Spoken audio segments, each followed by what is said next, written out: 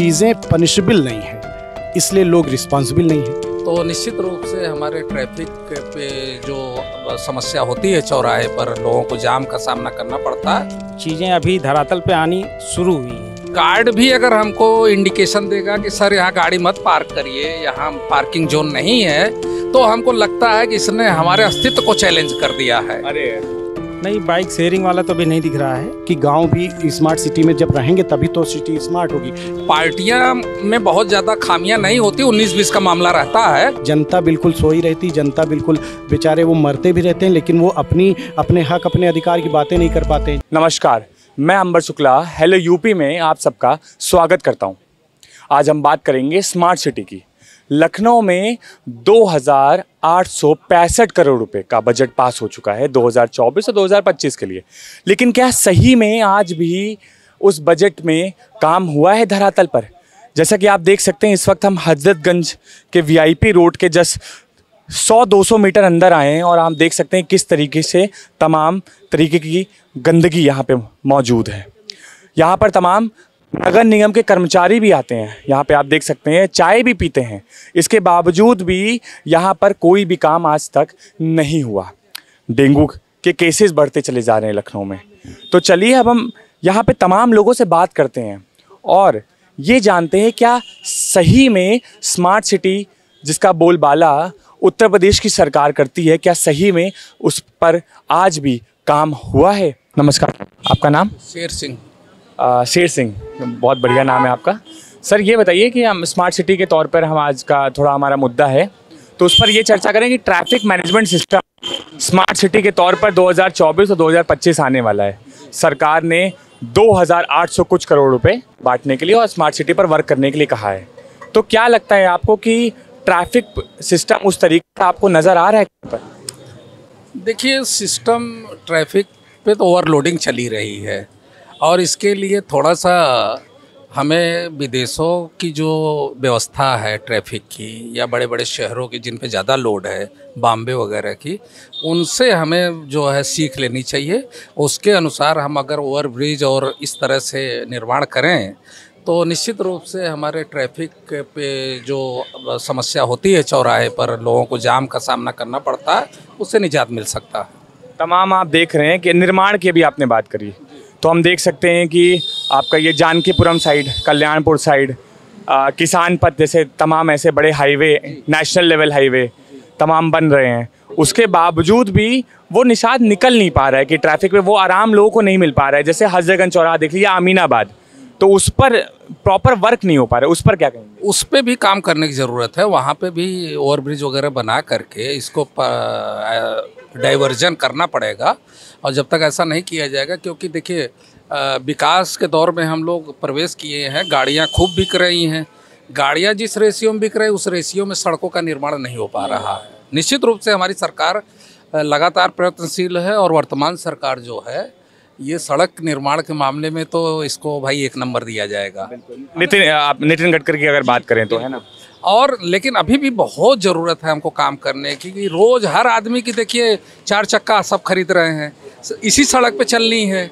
तो निश्चित रूप से अगर जब तक हम लोग इस तरह के चौराहे को भी ओवरब्रिज वगैरह बना के, डाइवर्जन बना करके काम नहीं करेंगे तो भाई इसका सामना तो करना ही पड़ेगा। अच्छा, अगर हम हमेशा बात करते हैं सरकार की गलतियों की, आप देख सकते हैं ये आप वीआईपी रोड है एक तरीके से। रात में अगर इसका एक तरीके से देखा जाए तो ये रोड बहुत चौड़ी नज़र आती है, और ठीक अगर अभी की बात करें तो आप देख सकते हैं किस तरीके से यहाँ से लाइन से एकदम रोड एकदम जाम है। लोग अपनी गाड़ियाँ खड़ी कर देते हैं, सरकारी आवास बने हुए हैं, विधायक निवास है यहाँ पे आपका ये है, उसके बावजूद लोग एकदम टशन में खड़ी करते हैं कि अरे हमें कौन रोकेगा। तो इस पर क्या लगता है कि एक आम इंसान को भी इस पर काम करना चाहिए, तभी तो एक सरकार उस पर साथ देकर के अपना काम करेगी। देखिए, ऐसा है, हम ही लोग हैं, हम आप सब लोग, जब हम लोग बॉम्बे में जाते हैं तो हम अनुशासित हो जाते हैं। हम वहीं पेशाब करेंगे जहाँ पेशाब खाना होगा, हम वहीं पार्किंग करेंगे जहाँ पार्किंग होता है। लेकिन हम यूपी, बिहार और इस तरह के नॉर्थ एरिया में यहाँ पे क्या है ना, हमको एक ठसक होती है। हम हमको अगर कोई गार्ड नवाबों का शहर कहा जाता है। गार्ड भी अगर हमको इंडिकेशन देगा कि सर यहाँ गाड़ी मत पार्क करिए, यहाँ पार्किंग जोन नहीं है, तो हमको लगता है कि इसने हमारे अस्तित्व को चैलेंज कर दिया है। अरे तो ये इस भावना से हमें बाहर आना होगा, और जब तक हर एक व्यक्ति डिसिप्लिन्ड नहीं होगा तब तक कोई भी सरकार किसी व्यवस्था को अंजाम तक नहीं पहुंचा सकती है। अच्छा, अनुशासित होने की जरूरत है। अच्छा, अनुशासनहीनता क्या समाजवादी पार्टी में ज़्यादा वक्त के टाइम पे ज़्यादा थी या भाजपा सरकार में ज़्यादा है? देखिए, भाजपा सरकार में तो अनुशासित है ही हैं लोग, लेकिन क्या कहना है कि पार्टियां में बहुत ज़्यादा खामियां नहीं होती, 19-20 का मामला रहता है, बट वास्तव में जनता को अनुशासित होने की ज़रूरत है। हम लोग जो भी सरकार हो, जैसे वर्तमान सरकार है, तो इसकी जो भी योजनाएं हो, जो भी नीतियां हो, उस पे कदम बढ़ा करके दो कदम आगे बढ़ करके उसका पालन करना चाहिए। सरकार जो है स्मार्ट सिटी के लिए 2024 और 2025 2800 कुछ करोड़ रुपए सेशन की है कि इस पर काम के। क्या आपको वाकई लग रहा है कि ये ज़मीनी स्तर पे इसका काम हो रहा है स्मार्ट सिटी के तौर पर? स्मार्ट सिटी की जहाँ तक बात है तो ये अभी ज़्यादा पुराना जो एक तरीके से नया लॉन्च हुआ है, मुश्किल से 4-6 साल हुआ होगा ज़्यादा।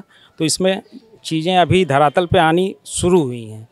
जैसे अभी ये इधर ही आप देखिए तो यहाँ पे अभी बना है, नया बना, इसी रोड पे जो है ये वाटर लॉगिंग बहुत होती थी, ये बना हुआ है।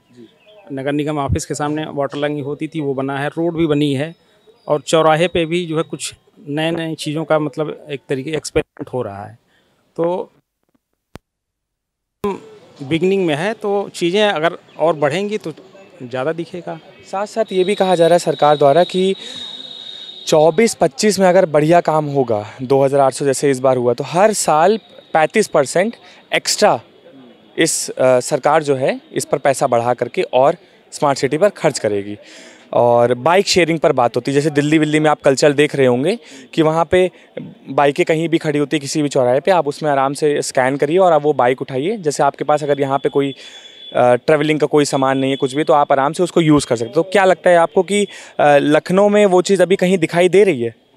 नहीं, बाइक शेयरिंग वाला तो अभी नहीं दिख रहा है, लेकिन ये है कि योजना अच्छी लग रही है कि अगर इस तरीके से चीज़ें हों तो ट्रैफिक पे थोड़ा सा लोड कम पड़ेगा। अगर शेयरिंग करेंगे तो जाहिर सी बात है लोग एक गाड़ी कम ही यूज़ करेंगे फिर। और रही बात जो आप बता रहे हैं कि 35% इंक्रीमेंट बढ़ाएंगे उसको, तो विकास के लिए शहर में जो भी पूंजी या जो भी पैसा लगेगा तो उससे तो विकास होएगा, रोड अच्छा ही होगा शहर के लिए। स्मार्ट सिटी के तौर पे रोडों की मरम्मत की बात करते हैं। अब लखनऊ में हम लोग को तो ऐसा दिखाया जाता है कि रोडों की मरम्मत में अगर आप सिर्फ हजरतगंज से 10-90 मतलब जितना गोमती नगर एरिया है यहाँ पर तो काम हमें दिखाई देता है, पर लखनऊ के हमें कुछ ऐसे क्षेत्र हैं, ग्रामीण क्षेत्र, जहाँ पर हमें धरातल पर वो नई चीज़ें दिखाई दे रही हैं। तो क्या लगता है आपको, उसमें आप क्या कहना चाहेंगे? भाई देखिए, जैसे गवर्नमेंट का ये अपना विज़न है कि समग्र विकास होना चाहिए, तो जो शहरी क्षेत्र में जो ग्रामीण इलाका है तो उसको अब ग्रामीण इलाके की दृष्टि से ना देखा जाए, उसको शहरी इलाके की ही दृष्टि से देखा जाए, और जो भी योजनाएं बने उनको शामिल, क्योंकि उनका सैनिटेशन है, ड्रेनेज सिस्टम है, तो अगर गांव का रहेगा अगर तो वो चीज़ें, गंदगी अगर बाहर आएगी तो शहर में भी गंदगी फैलेगी। तो इसलिए गाँव में भी वही विकास मतलब उसी टाइप से होना चाहिए, लोगों को आवास मिल जाए, वहाँ पे सीवर वगैरह पड़ जाए, वहाँ पे नालियाँ बन जाएं, वहाँ पे भी छिड़काव हो बीच बीच में, मतलब जो भी हेल्थ केयर के संबंधित जो विभाग हैं उनमें करें। तो ये स्मार्ट सिटी के लिए भाई ये रहेगा कि गाँव भी स्मार्ट सिटी में जब रहेंगे तभी तो सिटी स्मार्ट होगी। एक जगह गंदगी होगी, एक जगह कम विकास होगा, एक जगह नहीं होगा, तो पूरी सिटी को हम स्मार्ट सिटी की दृष्टि से नहीं देख पाएंगे। डेंगू की वजह से तमाम लोगों की मौत हो जा रही है, लखनऊ की बात है रिसेंट की, और उस हिसाब से साफ सफाई नहीं की जा रही है। तो उस पर नगर निगम इतना सब कुछ समस्या होने के बावजूद भी कोई ऐसा कदम नहीं उठा पा रहा, उस पर आप क्या कहें? नीचे के लोग देखिए, इसमें सहभागिता जो है ये जनता की भी होनी चाहिए, ठीक है। जिस दिन जनता किसी भी काम को लेकर के जागरूक हो जाएगी और लोग सवाल पूछना शुरू कर देंगे, तो ये जो बीच वाले लोग, जो ऊपर से आदेश होती है या कोई चीज़ योजनाएं आती हैं, जो बीच वाले लोग उसमें जो इनएक्टिव हो जाते हैं, तो वो लोग इनएक्टिव नहीं हो पाएंगे। लेकिन यहाँ पे जनता का भी बहुत बड़ा रोल होता है। जनता बिल्कुल सोई रहती, जनता बिल्कुल बेचारे वो मरते भी रहते हैं, लेकिन वो अपने हक, अपने अधिकार की बातें नहीं कर पाते हैं। जब वो क्वेश्चन पूछना शुरू करेंगे तो ऊपर की योजनाएं फिर बीच वाले लोग दबा नहीं पाएंगे, ये है। बाकी लोग जितना हो सकता है उतना तो अधिकारी करते ही हैं, ऊपर के अधिकारी। एक आखिरी सवाल मैं आपसे पूछूंगा, इस वक्त हम जो है ये शर्मा जी के और नगर निगम रोड हजरतगंज में मौजूद हैं और ठीक यहाँ से मतलब 10 मीटर ही अंदर की बात यहाँ पे हो रही है और यहाँ पे भी हम देख सकते हैं किस तरीके से गंदगी लोग मचाए हुए हैं और नगर निगम इसकी साफ़ सफाई नहीं कर रहा है। तो यहाँ पे तमाम सरकारी आवास भी हैं, सरकारी आवास में रहने के बावजूद यहाँ पे तमाम कर्मचारी भी आते हैं, यहाँ पे नगर निगम के कर्मचारी भी आते हैं, उसके बावजूद यहाँ पे आप देख सकते हैं कि आज भी उसी तरीके से कूड़ा एकदम फैला हुआ है और गंदगी फैली हुई है। तो क्या लगता है मतलब कि इतनी बड़ी लापरवाही नगर निगम करता ही चला जा रहा है? इसमें बात ये है ना कि जो एक ये वीआईपी रोड मानी जाती है हजरतगंज की, वीआईपी रोड है, लेकिन चीज़ें पनिशेबल नहीं है, इसलिए लोग रिस्पॉन्सिबल नहीं हैं। जब चीज़ें पनिशेबल होंगी कि जो व्यक्ति आंसरेबल है उस पर जब अटैक किया जाएगा, क्वेश्चन का बम्बारमेंट होगा, तब वो लोग समझेंगे कि क्या है और उनको थोड़ा सा दंड की दृष्टि से देखा जाए कि ये ऐसा नहीं करें, डिमोशन वगैरह हो या उनके खिलाफ कार्रवाई हो, विभागीय कार्रवाई हो और पुख्ता कार्रवाई हो, सिर्फ दिखावटी कार्रवाई ना हो। जब आदमी आंसरेबल होगा तभी वो अपने अधिकारों के प्रति, अपने कर्तव्य के प्रति जागरूक होगा। ये सब उसी का नतीजा है। कोई कुछ कहता है नहीं तो अधिकारी भी वैसे ही काम करते हैं।